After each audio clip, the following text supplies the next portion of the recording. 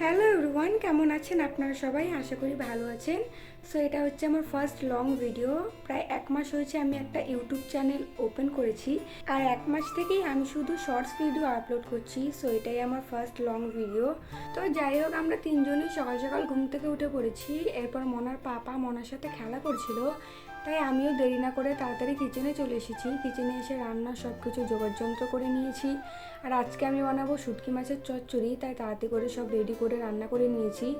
এরপর ঘরে এসে খাবার বাড়ছিলাম। মনার পাপা অনেকদিন পর আজকে আবার কাজে যাবে, তাই আমি তাড়াতাড়ি করে খাবার দিয়ে দিলাম। এরপর মনার পাপা খাওয়া দাওয়া করে বেরিয়ে পড়েছে কাজে যাওয়ার উদ্দেশ্যে।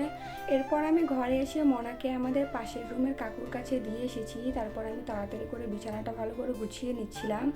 যেহেতু আমি অনেক দিন থেকে বাবার বাড়িতে ছিলাম, তাই অনেক দিন থেকে এই ঘরে আর থাকা হয়নি। তাই এই ঘরটার মধ্যে অনেক ধুলমাটি লেগেছিল, অনেক নোংরা হয়ে গিয়েছিল। তাই আজকে ভেবেছি সব কিছু পরিষ্কার করব, কিন্তু মনাকে নিয়ে একা একা এতগুলো কাজ আমি করতে পারি না। যেহেতু মনা এখনও খুব ছোট, তাই ওকে একা রেখে আমি কোনো কাজই করতে পারি না। পাশের রুমে যদি কাকু কিংবা কাকি বাড়িতে থাকে তাহলেই ওদের কাছে রেখে একটু কাজ করতে পারি, আর তা না হলে আমার কাজ করতে করতে অনেকটাই দেরি হয়ে যায়। সো আজকে ভেবেছি কাজটা যেভাবেই হোক করতে হবে, তাই মনাকে আজকে তাড়াতাড়ি করে ঘুম পাড়িয়ে দিয়েছি। প্রথমে কিচেনের সব কাজগুলো সেরে চলে এসেছি ঘরে। ঘরে আসার পর প্রথমে মন্দিরটাকে ভালো করে পরিষ্কার করছিলাম।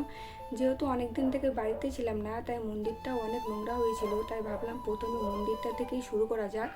সো মন্দিরটা ভালো করে পরিষ্কার করা হয়ে গেছে, তাই আমি তাড়াতাড়ি করে পুরো ঘরটা পরিষ্কার করে নেব। যেহেতু এখন মনা ঘুমোচ্ছে, তাই এখনই আমার সুযোগ সব পরিষ্কার করা। মনা ঘুম থেকে উঠে পড়লে আমার আর কোনো কাজ করা হবে না।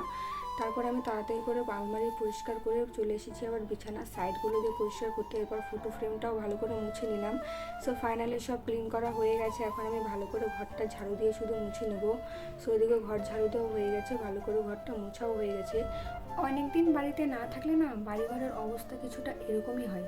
সো ফাইনালি আমার ঘরের সমস্ত কাজ শেষ। আর আজকে আমি ব্যালকানিটাও ভালো করে একটু মুছে নিয়েছি। যেহেতু ব্যালকানির মধ্যে মনার ছোট ছোট কাপড়গুলো শুকোতে হয়, তাই ব্যালকানিটা ভালো করে মুছে রাখি আমি সবসময়। সো ফাইনালি ঘরের সব কাজ শেষ, তাই বসে বসে চিকেন পকোড়া খাচ্ছিলাম। আর এই চিকেন পকোড়াটা আমাদের পাশের রুমের কাকি আমাকে দিয়ে গিয়েছিল।